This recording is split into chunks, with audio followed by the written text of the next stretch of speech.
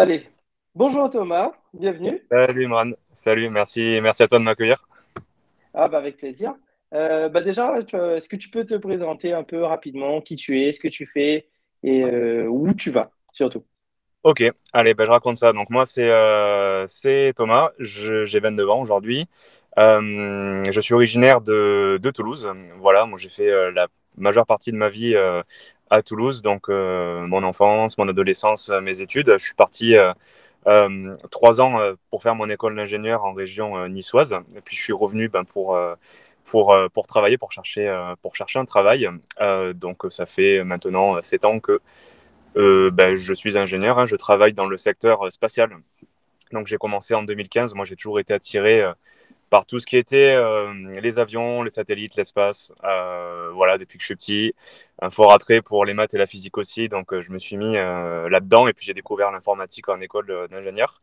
Donc voilà, j'ai commencé ma carrière en 2015 en tant qu'ingénieur. Ça a duré Ouais, 3 ans. J'étais ingénieur. Bon, voilà, je faisais ma journée classique. Et puis à partir de là, j'ai commencé à avoir une activité sur le côté, un side project que j'ai commencé à monter. Alors je vais revenir au pourquoi, à la jeunesse de ce truc-là. Moi, il faut savoir que quand j'étais petit, je voulais travailler dans tout ce qui était satellite, mais j'ai toujours, au départ, voulu donner des cours, être prof de maths, par exemple, c'était mon truc quand j'étais au collège, un petit peu au lycée. Et du coup, ça s'est fait un peu sur le côté, c'est-à-dire quand j'ai eu 18 ans, après mon bac, j'ai commencé à donner des cours à des élèves. Voilà, typiquement, quand ils voulaient passer le brevet de maths, qu'il y avait des difficultés, il y a des parents qui m'appelaient, puis moi j'allais donner ça le samedi ou le dimanche, comme ça, quelques heures.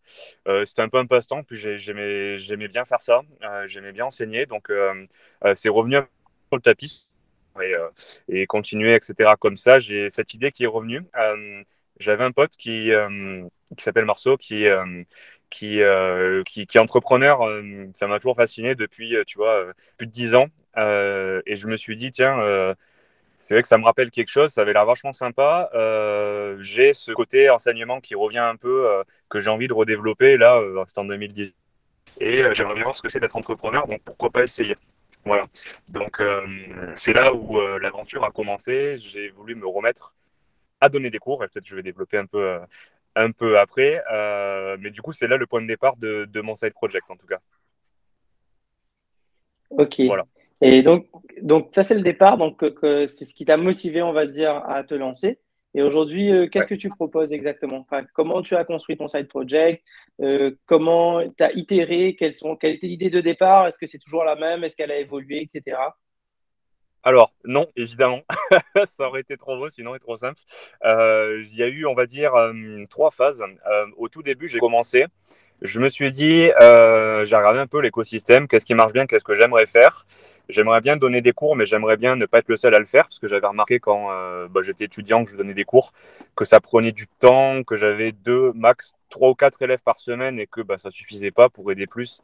Il allait falloir avoir d'autres intervenants. Je me suis dit, il y a un truc qui marche bien, on va faire un espèce de le bon coin, faire un truc pour, t'es un prof, tu cherches un élève, t'es un élève, tu cherches un prof, et puis tu te connectes en ligne, et puis ça le fait. Et puis comme ça, on pourra donner pas mal de cours. Ça va être génial, ça va marcher, il va y avoir des milliers de personnes, c'est super. Ça a commencé comme ça et ça a duré à peu près un an et puis ça n'a pas du tout marché en fait. Voilà. Alors, il faut savoir que j'étais pas tout seul. Je m'étais associé avec une personne. Alors, ça a changé 2 fois. Une personne qui au début a cru comme moi que ça allait être super, ça, qui a duré 6 mois, qui m'a dit bon, je vois bien que ça marche pas et puis c'est bien gentil, mais au bout d'un moment, on va pas mettre trop d'énergie non plus, ça fonctionne pas. Donc du coup, j'ai changé d'associé. Ça n'a pas du tout marché. On a eu un petit engouement au départ. On a eu des profs particuliers qui ont bien voulu s'inscrire sur la plateforme pour donner des cours. Par contre, j'arrivais pas à leur trouver forcément les clients en face. Et du coup, cette situation, elle a stagné assez longtemps.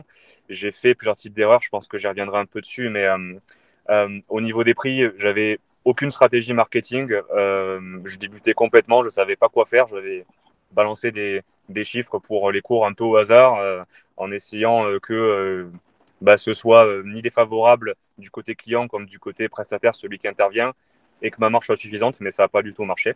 Donc ça s'est un peu arrêté comme ça, c'était un peu en flottaison jusqu'à, on va dire, milieu, printemps 2019. Là, il y a eu quand même une grosse remise en question. C'est au moment où j'ai changé aussi d'associé. Je me suis dit, ben, soit j'arrête tout, soit je continue, mais il va falloir que je fasse autrement. Donc j'ai failli tout arrêter.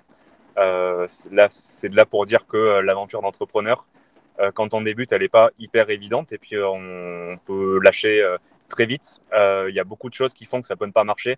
Et finalement, quand on ne sait pas, bah, très peu qui font que ça va bien marcher d'un coup. Donc, j'ai pas arrêté. Je me suis posé un petit mois, j'ai réfléchi. Euh, c'est un peu par le biais du hasard que, en fait, on m'a contacté pour me proposer d'animer, non pas des cours, mais une formation pour des adultes. Voilà, donc dans un domaine que je maîtrisais, l'informatique, la programmation Java, à des tarifs qui étaient beaucoup plus intéressants, des trucs que je pouvais faire moi, où je pouvais intervenir directement. Et ça a été la naissance de ce que j'appelle le côté pro de mon entreprise. Donc, je ne sais plus si je l'ai dit, mon entreprise s'appelle Portaprof. Avec l'image, ce que je voulais donner, c'est on a la porte et puis juste derrière, on trouve son prof si on a un besoin. Là, j'ai appelé ça Portapro, sans déposer le nom, mais au départ, ça s'appelait comme ça, parce que c'était pour les pros. Je suis allé donner cette formation, c'était hyper challengeant. J'avais 2 semaines pour préparer 50 heures de cours. Donc c'était assez challengeant comme situation. Ça s'est finalement hyper bien passé. Moi, j'étais super satisfait. Et ce que j'explique après, c'est que le client, il a tellement été content qu'il m'a dit, j'ai d'autres formations à pourvoir. Tu n'as pas forcément la compétence, mais si tu connais des gens que tu aimerais me recommander, qu'on place par ton intermédiaire, on peut fonctionner comme ça. Et là, ça a été, on va dire, ce qui a commencé à câbler mon business model pour les pros, où soit j'intervenais, j'étais payé en tant que prestataire, soit je plaçais des intervenants que je recrutais. Et puis j'arrivais, modulo le placement, à me prendre une marge qui était beaucoup plus intéressante que ce que en fait, j'avais déjà essayé de faire avec les profs particuliers où les prix n'étaient pas assez intéressants en fait. Et ça a commencé comme ça c'est sur 2019-2020. Et puis ça a continué pas mal hein, comme ça, même 2021. J'ai un petit peu arrêté le côté scolaire parce que je savais pas quoi faire. Du coup, ça fonctionnait pas. C'est reparti en 2020. Alors, je sais pas si tu veux que je détaille maintenant ou si tu as d'autres questions Ouais, ouais. Non, pour la si, suite. si, Ouais. c'est top. C'est top. Alors, en 2020, ce qui s'est passé, j'ai repris quand même, donc on est toujours, hein, j'ai dit, j'ai changé d'associé en 2019, mais là, du coup, il est toujours avec moi. Il s'appelle Julien, bon, on travaille toujours ensemble, ça se passe très bien. Ce qui s'est passé, je me suis dit, bon, le côté pro marche très bien. Maintenant, on a commencé, sans le vouloir, avec un peu de chance, à avoir un business model qui s'est fait tout seul et ça fonctionne. On a pas mal de formations à donner, ça commence à faire du chiffre, c'est top.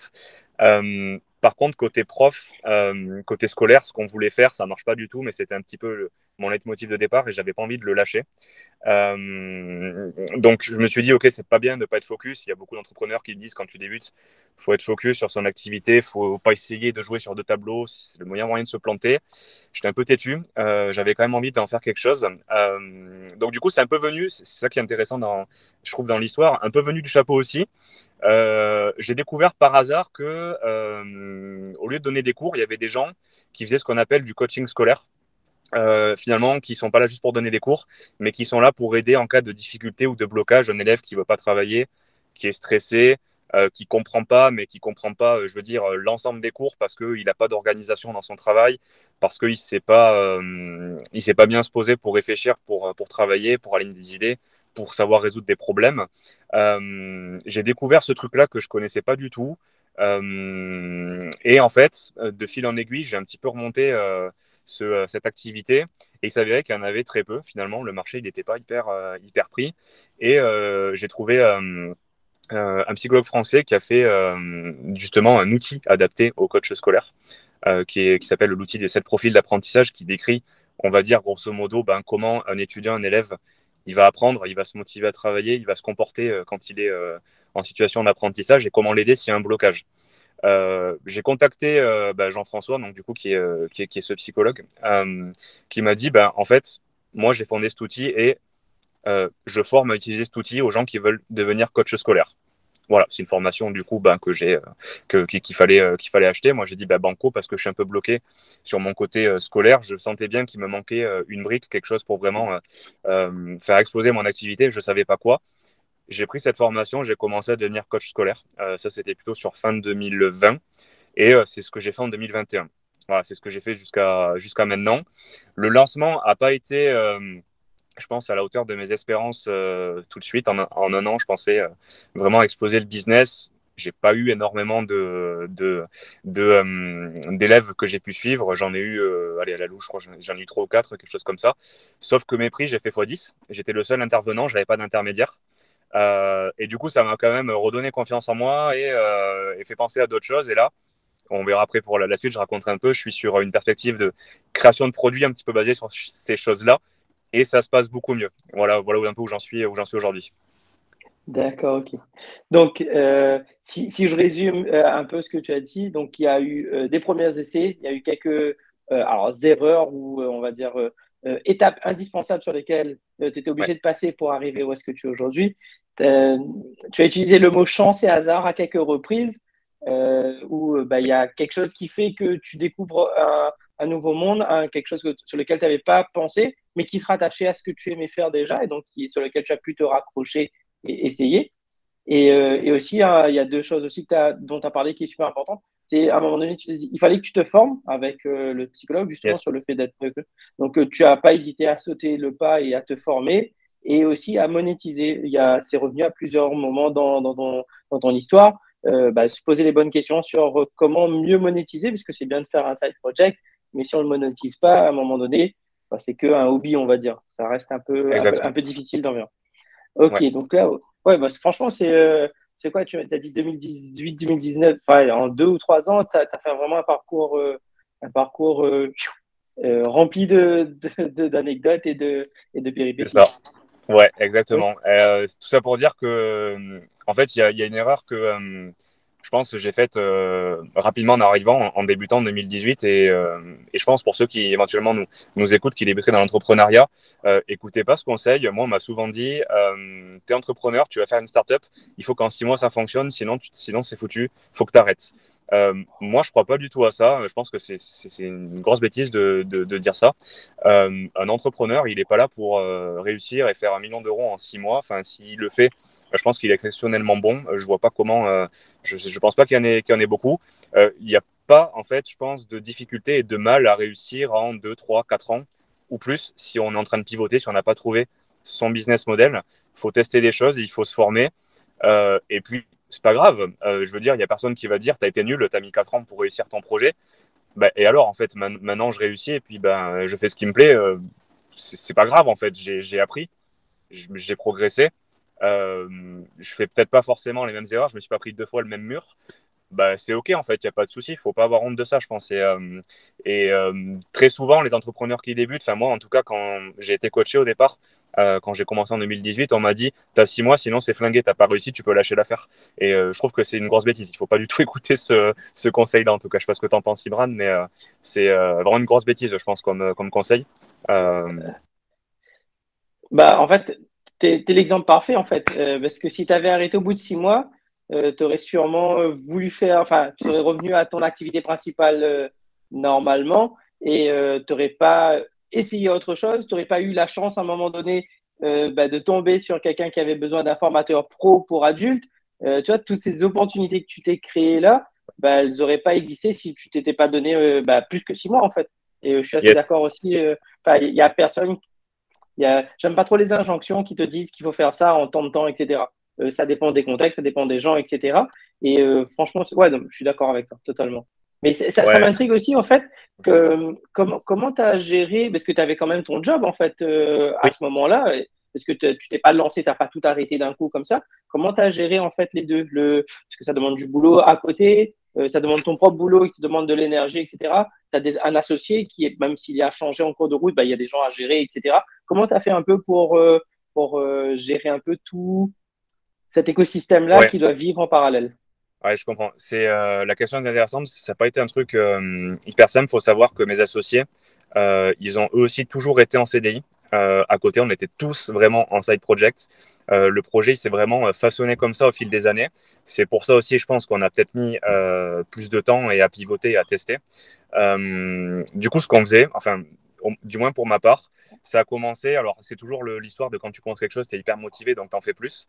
Ce qui est finalement pas une très bonne idée. Je vais raconter un peu après pourquoi.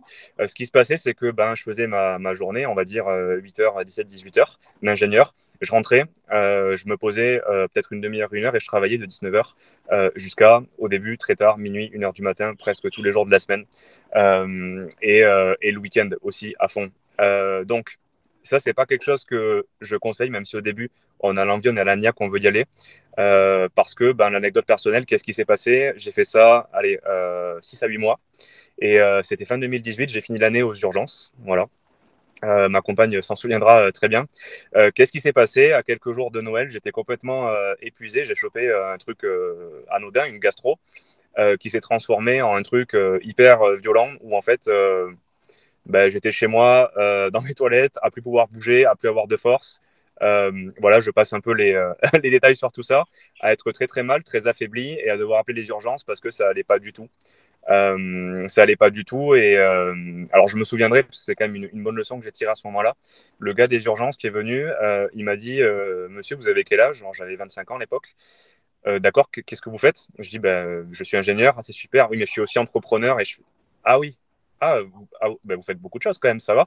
Ouais, je travaille jusqu'à 1h tous les soirs. Il me fait Eh, monsieur, il va falloir un peu se calmer hein, si vous voulez vivre longtemps parce que la santé c'est super important. C'est bien de travailler, c'est bien d'avoir des projets. Vous n'allez pas pouvoir les réussir si vous êtes complètement cramé, si vous ne tenez pas la distance, quoi. Donc, ça a été une bonne remise en question à ce moment-là.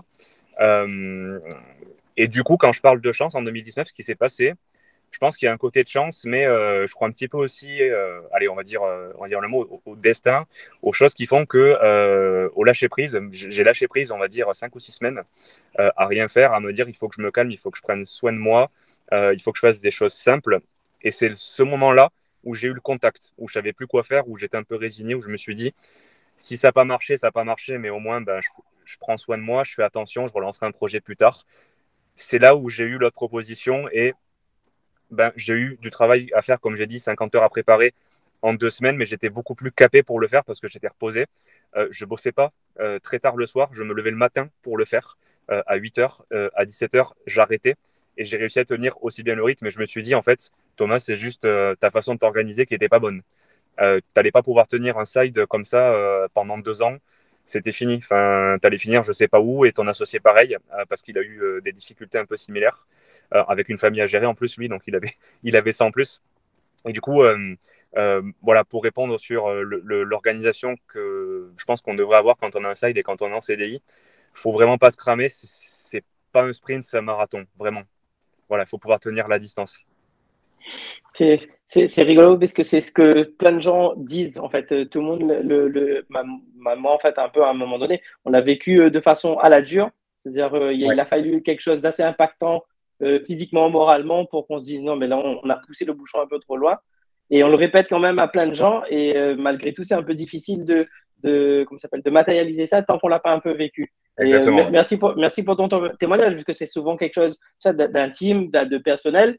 Et le fait de le partager aux autres, ça peut aider certains à ne pas se griller tout de suite et à ne pas se griller du tout, en fait, et d'éviter de passer par des cases que nous-mêmes, on n'a pas voulu, qu'on n'a pas Ouais, c'est souhaité. ça. En fait, il faut le prendre, je pense, il faut prendre la mesure aussi. C'est-à-dire que je ne vais pas dire aux entrepreneurs qui débutent en side, vous allez travailler 1 heure par jour et vous allez creuser votre business parce que c'est pas vrai. Il va y avoir une phase où il va falloir un peu vraiment sortir les tripes, être à fond. Mais il faut pas se donner à 300%. Il faut savoir, il faut connaître ses limites. Moi, j'estime que sur les 6 premiers mois de ma boîte, j'étais à 200-250% et ça va pas du tout. On peut être à 110 pendant quelques temps, mais plus, je recommande pas parce que on me disait et je me disais moi-même, tu as une forte capacité de travail. C'est quelque chose que je sais en moi parce que je me connais assez bien. Depuis que je suis étudiant, je peux travailler longtemps, je peux travailler beaucoup, je me fatigue peu. Et du coup, j'ai un peu pris le parti de me dire, mais c'est super, en fait, j'ai aucune limite parce que les gens me le disent et moi je le vois. Je suis fatigué, mais bon, ça va, je suis fatigué depuis des années, puis ça le fait en fait. C'est juste le travail, il n'y a pas de souci, mais non. Là, au bout d'un moment, c'est mon corps qui m'a rattrapé et je me suis dit, ok, en fait, j'ai vraiment des limites. Et c'est normal parce que je suis humain. Je peux pas travailler, ne pas dormir, ça n'existe pas. Ça n'existe pas quelqu'un comme ça. Même, je pense, des plus grands entrepreneurs, je pense qu'ils recommandent même l'inverse. Ils recommandent voilà, de moins travailler, de travailler mieux, quoi.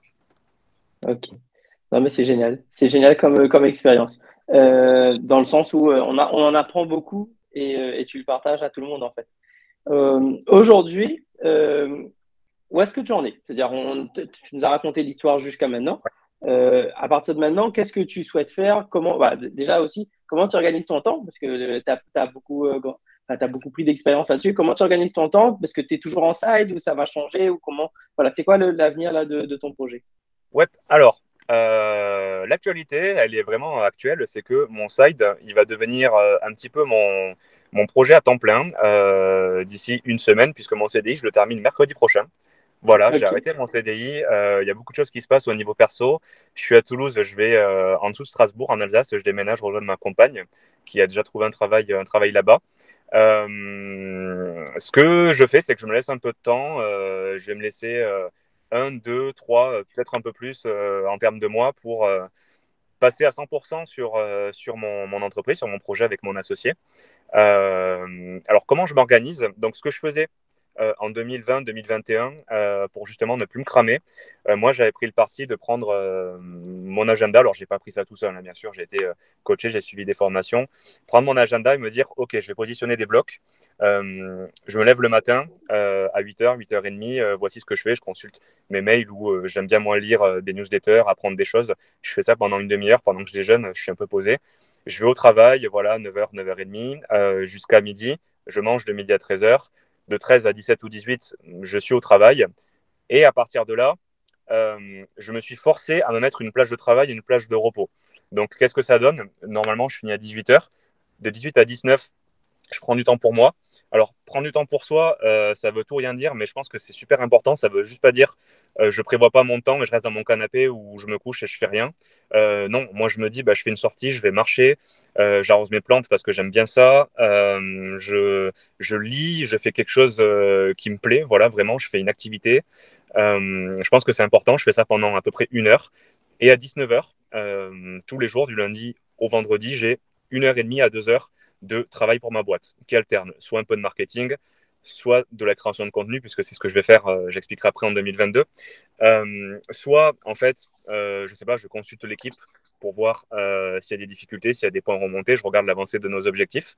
Voilà, et je prends une plage comme ça, et quand c'est terminé, donc en général, ça donne 20h30, 21h, j'arrête. J'arrête et c'est encore du temps pour soi. Donc c'est, je mange, je regarde un film parce que j'aime beaucoup regarder des films, je joue à la PS4 parce que j'aime beaucoup ça aussi, par exemple. Je lis ou ben, je fais quelque chose dans mon appartement. Et il y a une heure de coucher, c'est j'essaie de pas dépasser 23h, 23h30 où je dors vraiment. Enfin, je ne dis pas, ok, je verrai bien, c'est pas grave, je chill. Non, non, je me dis, je dors parce que je me connais, il me faut que je dorme au moins 8 heures, plus de 8, moins de 8 heures, j'arrive pas, plus de 8 heures, ça va. Voilà, je planifie un peu mon temps comme ça. Ce que je vais faire à partir de la semaine prochaine, du coup, quand je serai sur mon projet à temps complet, c'est plus ou moins la même chose. Je vais isoler des blocs de 2 heures. Donc, du coup, maintenant, il y aura, ben, le matin, j'aurai plus le boulot, l'après-midi, il y aura plus le boulot. Je vais mettre des blocs d'une heure et demie à 2 heures avec une demi-heure ou une heure de pause entre et je vais faire des blocs d'activité. Il y en aura trois ou quatre par journée. Et voilà, mon temps, il va être régulé comme ça. Donc, ça fait un peu militaire, mais au final, bah, je trouve qu'on s'y retrouve mieux parce qu'on a les temps de pause qui sont marqués explicitement. On a les temps de travail qui sont explicitement marqués. Qu'est-ce qu'on doit faire? Quel objectif ben, on doit atteindre? Et c'est beaucoup mieux comme ça. Et le week-end, par exemple, j'ai pris le parti maintenant de quasiment plus travailler. J'ai en général 2 à 3 heures le week-end en tout. Soit des fois c'est le samedi que je travaille pas, soit c'est le dimanche, mais il y a au moins un jour off. Donc ça fait que je travaille, on va dire que 6 jours sur 7. Il y a un jour où c'est pas du travail. C'est pour passer du temps avec ma compagne, c'est pour se promener, c'est pour faire autre chose, pour voir de la famille, mais pas du travail en tout cas. Voilà. Ok, c'est génial. Donc là, pareil, ce que toi, tu en retires là-dedans, enfin, ce qui t'a beaucoup aidé, c'est le fait de mettre des blocs de temps, alors que ce soit Ouais, des blocs de temps de travail ou des blocs de temps de repos ou des blocs de temps de exactement. temps pour toi, etc. Ça, c'est la chose qui t'a vraiment aidé à vraiment tout structurer. Ouais, je pense qu'il faut. C'est intéressant de le faire. Ça peut paraître un peu abrupt, militaire, se dire ah, putain, j'ai un planning du lundi au dimanche qui est façonné, etc. Ça se répète. Alors, ça se répète, oui et non. Enfin, c'est-à-dire que ce que je fais, c'est que je le teste, on va dire, en général, une bonne habitude pour s'ancrer, il faut, on dit 21 jours. Toutes les 3 semaines, je me teste et je me dis est-ce que je l'ai tenu? Est-ce que ça m'a plu? Est-ce qu'il y a un problème? Est-ce que je suis frustré? Est-ce que je suis stressé? par ce planning et s'il faut, ben, je change les blocs, je les agence autrement ou j'en enlève, par exemple, si je sens que c'est trop, si je tire un peu sur la corde. Donc, en tout cas, il faut se tester, mais oui, comme ça, j'ai pas à me dire, je rentre chez moi, j'ai 50 activités à faire, je commence par où, je fais quoi, comment, quand, pourquoi. Non, non, bah non, j'ai 4 blocs d'activités sur 2 jours. Ces 2 heures-là, aujourd'hui, ça va être du marketing. Ben oui, oui, je vais faire du marketing parce que c'est important. Demain, j'appellerai des clients pour faire des interviews pour connaître un petit peu leurs attentes sur le produit que je suis en train de développer. Et j'ai pas à me poser la question et être stressé de qu'est-ce que je dois faire, quand, pourquoi, comment, en fait. Et je trouve que c'est libérateur, quoi. Ok, c'est bah, un bon conseil de productivité qui fonctionne. Yes, franchement, moi j'adore fonctionner comme ça. Ouais, ça a bien marché pour moi. Ok. Tu veux nous en dire un peu plus sur 2022 ou ça reste Ouais. encore pour l'instant top secret? Non, non, non, non, je peux en dire un petit peu. Alors, ce qui se passe, c'est que je vais continuer un petit peu. Alors, du coup, on s'est un peu aussi concerté avec Julien, mon associé, pour un peu décloisonner les activités. C'est-à-dire que on voit bien que bon, on a suivi le fait de pas forcément être focus, mais on a l'aspect scolaire, on a un petit peu l'aspect étudiant et on a l'aspect ben, pour les pros hein, qui suivent des formations. Donc, on s'est dit, Julien va plutôt quand même suivre l'aspect pro pour que quand même on n'ait pas trop de choses à faire et on soit pas sur tous les tableaux en même temps. Et moi, je vais développer la partie scolaire plutôt étudiant. Je vais continuer à coacher, je pense, mais pas autant que ce que j'aurais pensé faire en 2021. C'est-à-dire, je vais pas remplir mon tableau avec des coachings et des heures de coaching à donner, tout simplement parce que je me suis rendu compte que c'est quand même chronophage, ça prend du temps, de l'énergie, d'intervenir, de faire du service. Et j'ai envie de créer un produit. Donc, pour les étudiants, j'ai aussi un petit peu redéfini ma cible. Je vais partir sur un produit pour les 18-25 ans, typiquement, sur tout ce qui va être se former à acquérir ce que j'aime dire, on n'apprend pas forcément à l'école, mais qui pourtant peut faire la différence, les compétences soft, les soft skills, qui sont en fait, je pense, aussi importantes qu'avoir des compétences dures aujourd'hui, qui font très souvent la différence au niveau de l'employabilité quand on cherche un travail, une fois qu'on a fini ses études. Et du coup, je vais partir sur un produit. Donc, du coup, c'est de la création de contenu. Il y aura sûrement des contenus à terme en ligne hein, que les gens pourront les voir. Ce sera certainement un peu de vidéo, certainement un peu de contenu écrit que les gens pourront avoir un accès sur une plateforme. Je ne sais pas exactement comment. De toute façon, j'ai appris de mes erreurs aussi. Je ne vais pas pousser ça en premier et après devoir tout jeter parce que ça ne convient pas. Donc, je commence par un petit bout qui sera diffusé peut-être par email. En fait, il y aura une formation gratuite par email que les gens pourront récupérer sur que sont les soft skills, à quoi ça sert. Typiquement, pourquoi c'est important de mieux se connaître en tant qu'apprenant, en tant qu'étudiant pour progresser plus vite. Comment est-ce qu'on communique efficacement, comment on argumente, comment est-ce qu'on persuade quelqu'un, comment est-ce qu'on fait pour avoir de l'empathie, pour gérer ses émotions, pour ne pas se laisser déborder par le stress. Voilà, ça va regrouper ce genre de sujets qui, je pense, sont encore très sous-exploités. Au moins dans le système éducatif français, c'est quelque chose qui ressort assez peu. Mais quand je fais mon retour d'expérience en tant qu'étudiant ou ingénieur, je trouve que c'est des trucs qui sont par contre hyper, hyper importants, quoi. Et que j'ai envie aujourd'hui de développer. Donc 2022, ça va se consacrer à ça, quoi. Ok.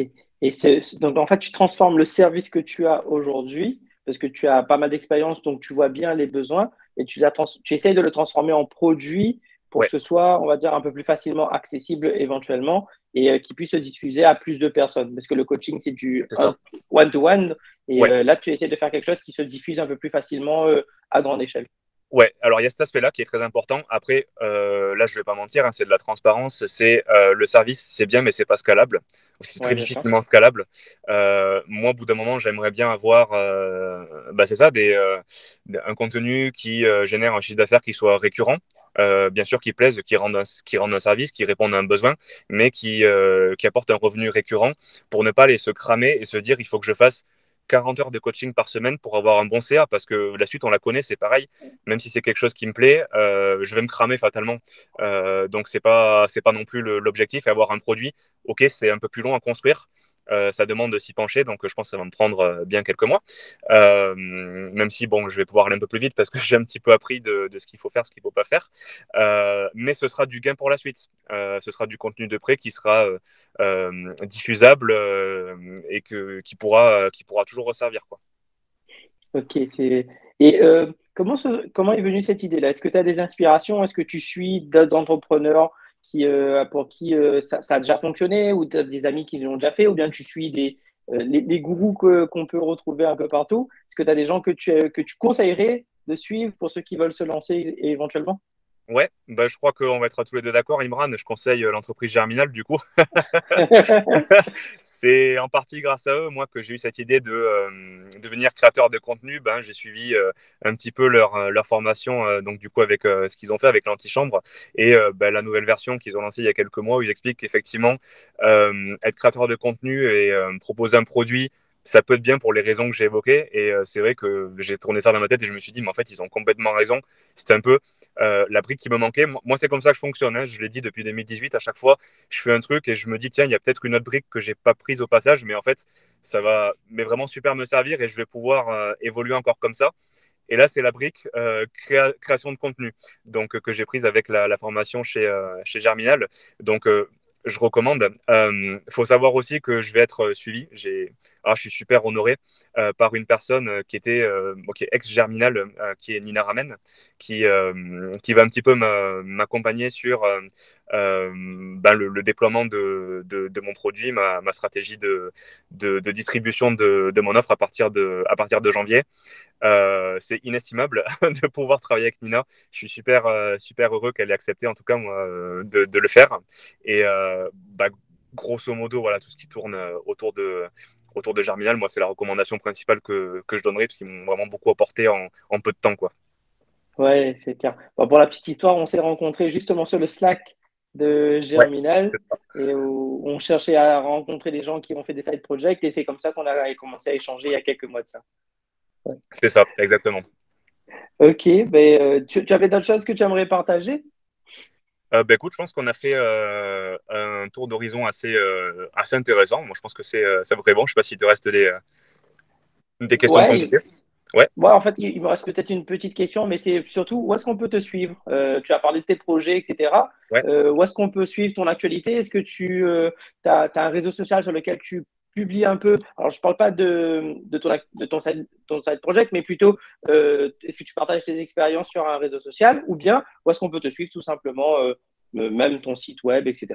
Ok. Je prends tout. Ouais, je vais te donner ça. Alors, pour ce qui est plus perso, mes expériences, ce que je fais, etc., mon histoire, on va dire que c'est plutôt sur mon LinkedIn personnel. Voilà, Ouais. donc Thomas Rodrigue sur LinkedIn, où je partage des choses par rapport à mon projet, mais pas que, un petit peu mes inspirations, les choses qui me parlent, les choses que j'ai vues, les choses qui m'ont ému, les choses que j'ai envie de partager, c'est surtout LinkedIn.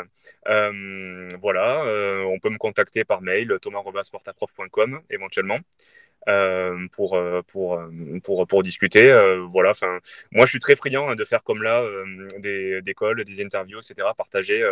J'adore faire ça. Dès qu'on me propose, je dis oui tout de suite parce que je trouve que c'est super, super vivifiant de faire ça comme exo. Après, pour ce qui est côté plus peut-être pro, bon, bah, ce qui est l'activité de porte-à-prof en tant qu'entreprise, ça va être surtout Instagram, voilà, et il y a le groupe Facebook aussi, porte-à-prof, voilà, qui est pas hyper actif, mais on a quand même des choses qui viennent dessus, surtout pour les étudiants. Voilà. Et en termes de site web, alors ils sont un petit peu en refonte, mais on va avoir portaprof.com et portaprof.fr qui vont amener bah, bientôt les nouvelles informations sur tout ce que j'ai dit, la création de contenu autour des soft skills, qui vont reprendre un petit peu tout ça en 2022. Voilà.